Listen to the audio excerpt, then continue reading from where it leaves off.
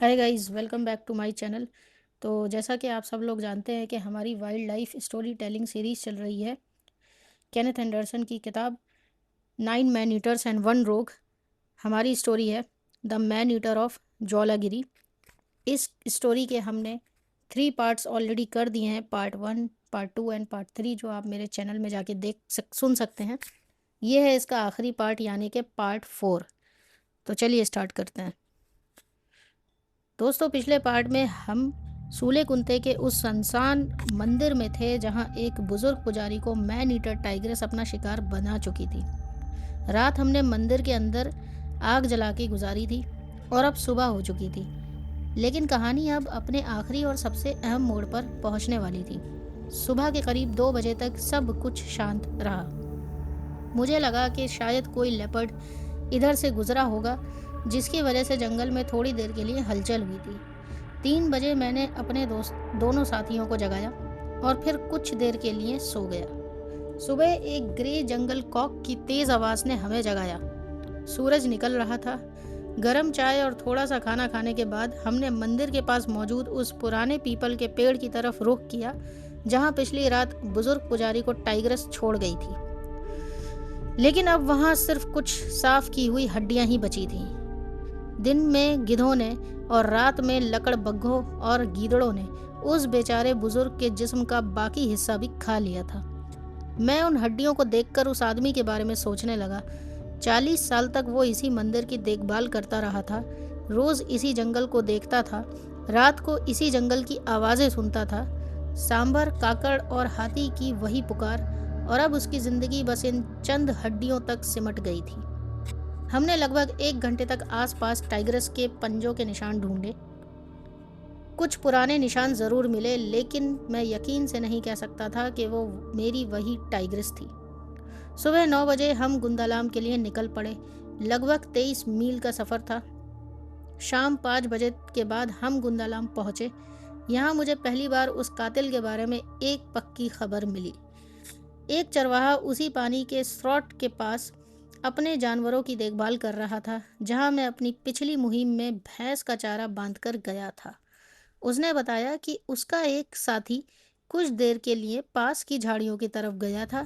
वो अभी बैठा ही था कि झाड़ी के पीछे से एक बाघ का सर नजर आया और उसकी एक कान गायब थी। अगले ही पल पूरा धारियों वाला जिस्म सामने आ गया। बाघ ने उस आदमी पर हमला कर दिया। उसके दांत सीधे उसके चेहरे और गले में जा ढसे। उसका साथी सिर्फ एक चीख सुन सका और अगले ही पल बाघ अपने शिकार को लेकर जंगल में गायब हो गया। अब मेरे सामने तस्वीर बिल्कुल साफ थी। कातिल कोई और नहीं था, मेरी वही पुरानी दुश्मन, वो टाइग्रेस थी। वही टाइग्रेस जिसे कुछ महीने पहले मैंने गोली मारी थी और जिसकी वजह से उसका एक कान बुरी तरह जख्मी हुआ था। अब मुझे ये भी समझ आ रहा था कि मेरी उस वक्त की गलती ने उसे और ज्यादा चालाक बना दिया था। मुझे मालूम हुआ कि उसने अब तक किसी गाय या भैंस को नहीं मारा था, इसलिए मैंने इस बार जिंदा चारा बांधने में वक्त बर्बाद नहीं किया। मुझे पता था इस दुश्मन को सिर्फ एक मौका चाहिए था और मुझे भी उसे आमने सामने ही निपटाना था। अगले 2 दिन मैं आसपास के जंगल में उसके निशान ढूंढता रहा।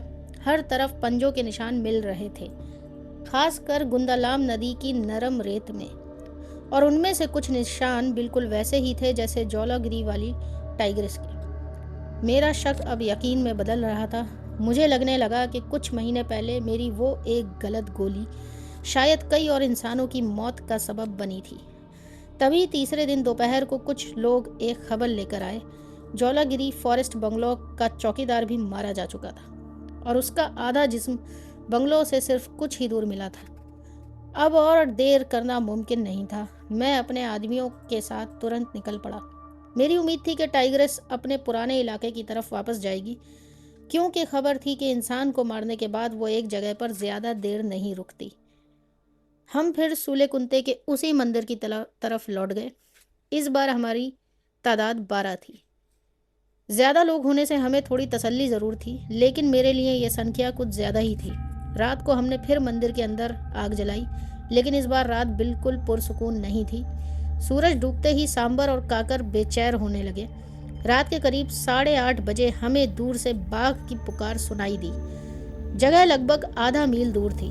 1 घंटे बाद वही आवाज़ और करीब से सुनाई दी। अब मुझे उस आवाज़ का लहजा पहचान में आ गया। ये एक टाइग्रेस थी जो अपने साथी को बुला रही थी। लेकिन एक और बात थी, उसने हमारी आग भी देख ली थी और उसे मालूम हो गया था कि यहाँ इंसान मौजूद है। थोड़ी देर बाद वो मंदिर के चारों तरफ घूमने लगी। कभी उसकी पुकार सुनाई देती, कभी उसकी हल्की सी गुर्राहट। वो जैसे किसी शिकार की तलाश में थी। मेरे दिमाग में एक तरकीब आई, अगर वो किसी नर बाघ की पुकार का जवाब दे रही है तो शायद मैं भी उसकी आवाज़ का जवाब देकर उसे अपनी तरफ खींच सकता हूँ। मैंने 2 बार नर बाघ की आवाज़ निकाली और हैरत की बात, हर बार उसने तुरंत जवाब दिया। मैंने आदमियों से कहा कि वो आपस में थोड़ा ऊंचा बोलते रहें, आग को भी ज़्यादा ना बढ़ाया जाए। मेरा मकसद सिर्फ इतना था कि टाइग्रेस को लगे कि यहाँ लोग मौजूद हैं, लेकिन साथ ही उसे ये भी महसूस हो कि यहाँ आसान शिकार मिल सकता है। मुझे बस सुबह होने तक उसे आसपास रुकना था, क्योंकि दिन की रोशनी में ही मुझे उसे ठीक से देखने और निशाना लगाने का मौका मिल सकता था। सुबह होने से थोड़ी देर पहले उसने फिर पुकारा। जैसे ही रोशनी कुछ बढ़ी, मैं तुरंत मंदिर से निकल पड़ा। मुझे ज्वालागिरी की तरफ जाने वाले रास्ते के पास एक पुराना इमली का पेड़ याद था। इसी पेड़ के नीचे 1 साल पहले एक आदमी मारा गया था। मैंने पहले ही सोच रखा था कि ये जगह मेरे लिए एक बेहतरीन घाट बन सकती है। मैं वहां पहुंच गया। पेड़ पर लगभग 12 फीट ऊपर एक मजबूत शाखों का झुंड था। मैं उस पर चढ़ गया।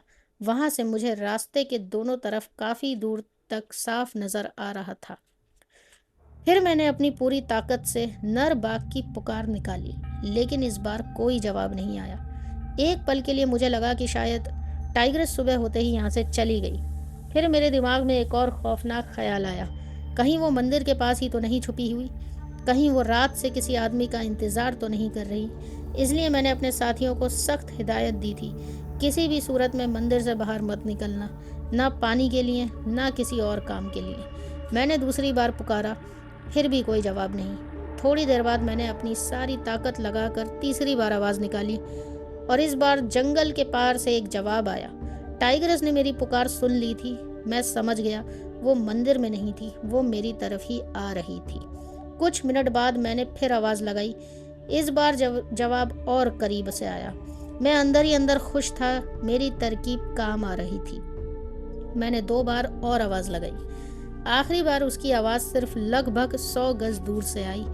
मैंने राइफल तैयार कर ली।